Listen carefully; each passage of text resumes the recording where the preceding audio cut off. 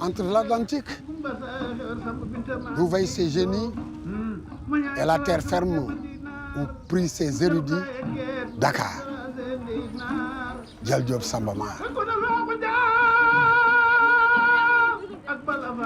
Nengadef. Magnifique. Alors, tout le monde ne parle pas le wolof, je vais donc traduire. Je vous ai demandé si vous alliez bien. Vous m'avez répondu que oui, vous alliez bien. Les salutations, je crois qu'ici, c'est quelque chose d'extrêmement important. On ne s'adresse pas à quelqu'un avant de l'avoir salué. Oui, oui. Dans une sphère privée ou dans les transports en commun, où qu'on soit, oui, on salue. Bon, alors ça y est, on s'est salué, donc on peut On se parler. saluer, on peut commencer. Qu'est-ce qu'on voit là-bas? Là, on a le phare des Mamelles, qui est l'un de mes endroits préférés de la ville. Pourquoi est-ce qu'il s'appelle le phare des Mamelles? Il s'appelle le phare des Mamelles parce qu'il est posé sur cette espèce de colline qui ressemble à une mamelle. Et je pense qu'on est sur la seconde mamelle, là, en principe. Ces monolithes, ces traces, sont tamariniers, ces baobabs, ces palmiers, Finistère, porte de l'Afrique, Dakar. Alors derrière nous, il y a un monument qui est juste énormissime. Monumental. Voilà, monumental, c'est le mot. Qu'est-ce que c'est? C'est le monument de la Renaissance africaine. Et c'était un projet de l'ancien président Abdoulaye Wade. Pour moi, je pense que c'est important pour une ville d'avoir une identité visuelle et c'est bien que la ville ait un signe distinctif. De Guédiawaye à Koussoum, Terrou Baye Sogui et Soumbédioune, son histoire enflamme ma langue. Dakar. Dakar ou Djal Diop. Le français reste la langue officielle? Je pense que le Wolof est généralement plus parlé au Sénégal qu'autre chose. Que le français? Oui. Dakar. Djal Diop Samba Mar. Bonjour Célie Rabican. Bonjour. Vous êtes l'étoile montante de la mode africaine dans cette émission spéciale à Dakar. Nous allons évidemment parler de votre univers fantastique et coloré. Mais avant, j'aimerais que vous nous fassiez découvrir cette capitale qui est un carrefour pour les arts et qui est aussi pour vous une terre et une source d'inspiration. Avec plaisir, je vous emmène. Allez.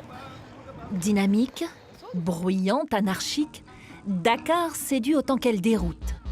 Une telle effervescence, la première fois, cela peut surprendre.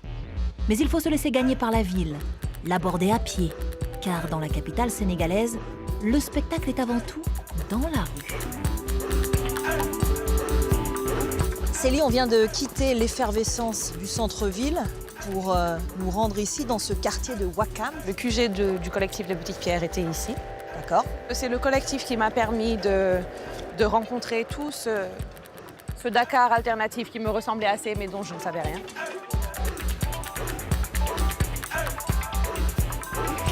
Il y a l'air d'avoir une belle terrasse là. On habite, on envahit les murs et chaque fresque a une histoire. Il est borgne mais pas tout à fait. On a l'impression qu'il voit quand même à travers son œilleton. Là, il a la mosquée de la divinité dans l'œil. Pour créer, les artistes ont leur village, à l'écart de cette agitation. 52 ateliers accueillent en résidence des peintres, des sculpteurs, des photographes, des vidéastes. À leur disposition, une grande galerie pour exposer leurs œuvres. Alors je crois qu'on va rencontrer un gardien du temple, Daouda. Bonjour. Bonjour, Merci de nous accueillir. soyez les bienvenus. Bonjour. Daouda, pour la création contemporaine, le village des arts, je crois, à Dakar est un lieu incontournable. C'est une plateforme de rencontre, d'échange entre les professionnels des arts visuels, les collectionneurs ou les jeunes artistes en quête de tutorat. Est-ce que vous pouvez nous présenter quelques artistes? Là, je vous propose de présenter une femme qui s'appelle Françoise Kinéao. Kiné, vous avez déjà exposé, vous, plusieurs fois à l'étranger, à Washington, en Suisse notamment. Effectivement. Vous restez ici. Est-ce que vous pourriez vous installer ailleurs? Est-ce que vous y avez déjà songé ou est-ce que Dakar est votre terre d'inspiration? C'est ma terre d'inspiration, c'est sûr. Et je le dis tout haut et partout. C'est mon pays, donc c'est ma source d'inspiration. Je reste ici. Kiné, moi, quand je regarde vos œuvres que je découvre aujourd'hui, la première question qui me vient, c'est est-ce qu'il y a un ordre dans ce qui pourrait ressembler au premier abord à un joyeux désordre? Effectivement, tout est désordonné, tout est déstructuré, tout est démembré. Parce que j'aime bien que cette lecture soit un énigme, qu'on ne voit pas instantanément la forme figurative. Effectivement, c'est une déstructuration. Vous peignez essentiellement des femmes. Est-ce que les femmes, vous les aimez? Je regarde un peu à droite, à gauche. J'ai l'impression que vous les aimez avec des rondeurs. C'est comme ça que vous la voyez, la femme? Oui, la beauté de la femme africaine, surtout l'Afrique de l'Ouest, est plus dans les lignes courbes. Peut-être c'est une réflexion par rapport à moi-même. Peut-être que c'est des interrogations ou des transferts. Alors vous, Céline, qu'est-ce que vous pensez du travail de Kiné? La première impression, La qu'est-ce qui première, se dégage? elle est assez viscérale, la première impression. Je trouve son travail vraiment sublime.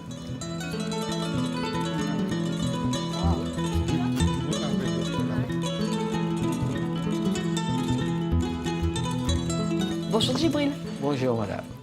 Ici, on vous appelle le sculpteur métallique. Votre matière préférée, c'est donc le métal. Vous sculptez essentiellement le métal? Exactement, exactement. J'ai trouvé beaucoup plus de répondants au métal par rapport aux autres matériaux. Hein. Il est travaillé à froid ici. Le métal n'est pas chauffé? Jamais. Mais comment vous faites pour le tordre? Je le tiens avec mes propres forces. Il y a beaucoup de relief, Célie, dans ces sculptures, ça doit vous parler. Vous aimez bien, vous aussi, le relief sur vos créations sur les vêtements? Oui. Surtout celles-ci, elles sont vraiment fascinantes. Celles de derrière, là, elles ont l'air un peu aquatiques. Je ne sais pas quelle était. Moi, je taille le métal. Quand vous regardez bien, ça donne l'impression d'être des vêtements. Textile. Oui, oui, voilà, exactement. Vous donnez l'impression que le métal, on peut le traiter comme le tissu. Surtout ces deux-là, elles ont l'air tellement... Elles ont l'air fluides.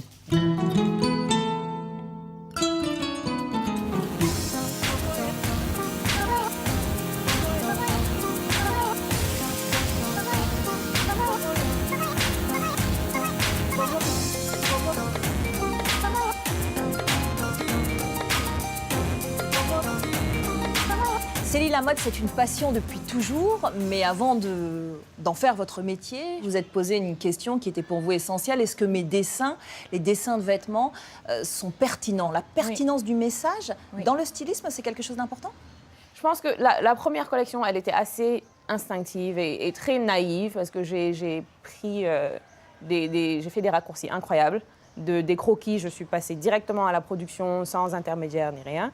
Donc c'était assez naïf et culotté, mais voilà, j'ai eu la chance d'être entourée avec de personnes qui y ont cru et qui m'ont aidée à présenter cette première collection. Votre style, Célie, il est difficile à définir. C'est un subtil mélange d'un côté du fantastique hérité du cartoon, de l'autre côté de la culture urbaine occidentale et puis bien sûr des inspirations très africaines. Qu'est-ce qu'elle dit de Dakar, votre collection Alien Cartoon?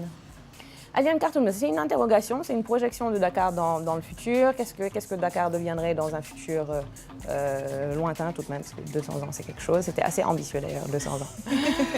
mais voilà, qu'est-ce que Dakar deviendrait et quelles seraient les conséquences d'une invasion de Dakar par des êtres venus d'ailleurs?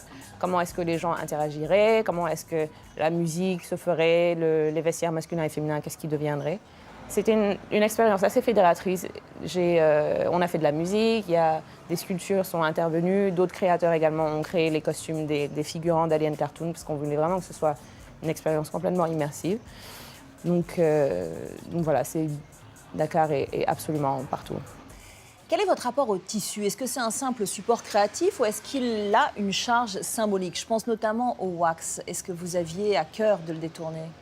Le wax m'intéresse énormément pour ses motifs que je découpe comme celui-ci. C'est un motif de wax classique. C'est une crevette qu'on trouve assez fréquemment sur les marchés ivoiriens et ailleurs. Et donc, j'aime les découpages, j'aime les collages. Donc, voilà, j'utilise le textile. Oui. Il y a une artiste en particulier qui a mis un sérieux coup de projecteur sur vos collections. C'est Beyoncé qui a fait fureur dans les rues de New York en portant votre célèbre kimono crevette. Le kimono crevette, c'est une pièce maîtresse de votre collection Birds of Dakar. Est-ce que ça a été un tremplin? Un tremplin, non. Je ne pense pas que ce soit aussi soudain que ça, mais voilà, ça a généré déjà beaucoup de chiffres sur les réseaux sociaux. Bon, c'est un indicateur intéressant également. Et puis ça nous a apporté un trafic nouveau, de l'intérêt nouveau à la marque venant de gens qui veulent investir, venant de gens qui s'intéressent à notre développement, etc. Donc c'est intéressant dans ce sens-là, le surcroît de crédit que ça apporte. Oui. Qu'est-ce qu'elles disent de la femme, vos collections? Qu'est-ce qu'elles disent de la femme? Ouais. Qu'est-ce qu'elles disent de la femme? Waouh. Mais quand je les observe, mes pièces sont assez guerrières, assez contraignantes, assez boxy. C'est presque des sortes d'armures parfois. J'adore matelasser les choses, j'adore rendre les tissus souples, rigides. Voilà, j'aime bien les choses rigides.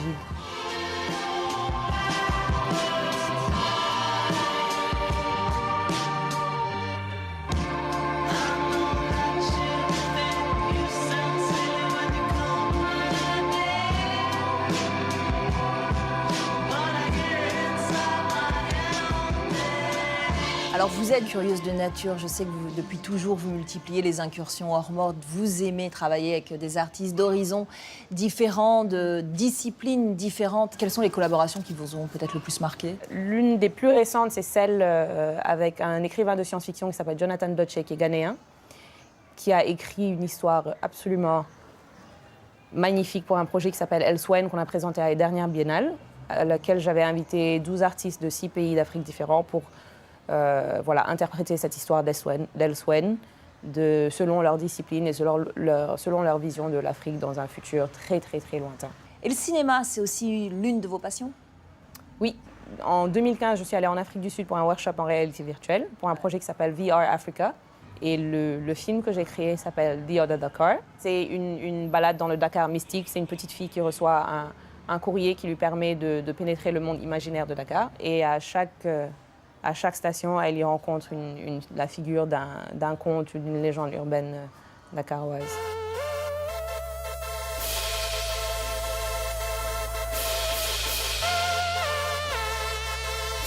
Dans son Paris des Arts, Célie a voulu nous présenter un rappeur pas comme les autres, Rouman.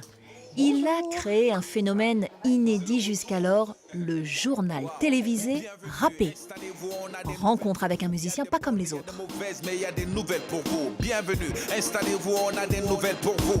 Des bonnes et des mauvaises, mais il y a des nouvelles pour vous. Tout d'abord, 1 200 000 fois merci pour votre soutien au JTR et vos messages. On apprécie. Rouman, sur 2STV, vous êtes lancé dans une aventure incroyable, improbable même, un journal rappé. D'abord, expliquez-nous comment vous avez eu l'idée de ce journal rappé. On s'est rendu compte donc qu'il y avait énormément de jeunes qui étaient sur Internet tout le temps, mais pas pour aller chercher les bonnes informations, entre guillemets. Donc ils étaient sur Internet pour aller chercher, je sais pas, du divertissement. On s'est dit on va trouver le moyen de ramener ces jeunes-là vers quelque chose de plus utile, entre guillemets. Et donc on a créé ce journal où on rappe l'actualité. Au départ, c'est quand même un acte militant. D'abord et avant tout, on utilise le rap comme une arme, comme aussi un outil pour exprimer nos besoins, nos émotions, mais aussi pour marquer notre temps. Parce que l'artiste, avant tout, son rôle, c'est de parler, de chanter son temps. Trop d'informations peut tuer l'information. Par manque de formation, il y a trop de déformation. Trop de radio, trop de télé, trop de pseudo-journalistes. Le nouveau code de la presse va assainir cette longue liste. Alors c'est intéressant, est-ce que vous êtes d'abord artiste ou est-ce que vous êtes d'abord journaliste? On a créé un concept qui s'appelle les journartistes. Les journalistes. Journalistes, artistes, voilà. Qu'est-ce qui te touche le plus, toi, dans cette initiative, quand tu regardes ce JT rappé? Qu'est-ce qui t'interpelle le plus? Mais le JT rappé, le rap, il est fou.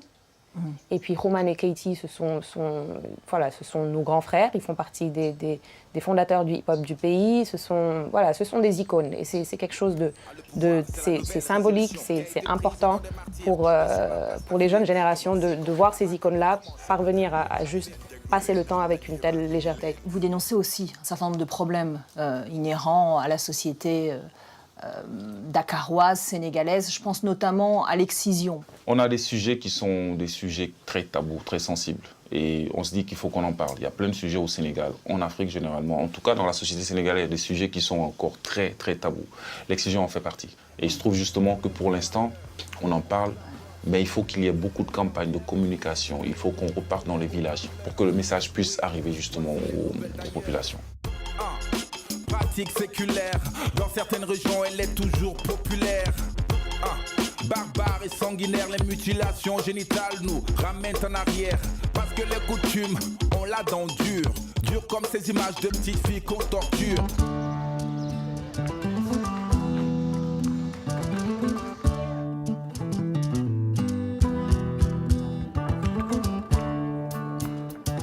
Et c'est maintenant l'heure de notre traditionnel questionnaire.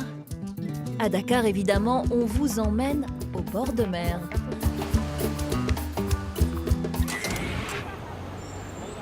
ce côté-ci de la corniche, derrière le palais. J'aime beaucoup Terrou Baïsogui. Beaucoup la Médina, beaucoup les gens qui y habitent, le quartier. Oui, beaucoup ce quartier-là. Bah, le plat typiquement sénégalais, je pense que c'est le Thiéboudienne. Dans la scène créative, en tout cas, on est beaucoup dans la collaboration et qui est pas forcément rigide, qui est très fluide, très organique et systématique. On est beaucoup dans le collectif. Plus de vitrines pour les créateurs, pour les créatifs. Plus de plateformes pour les arts urbains. Daradji, du groupe Daradji.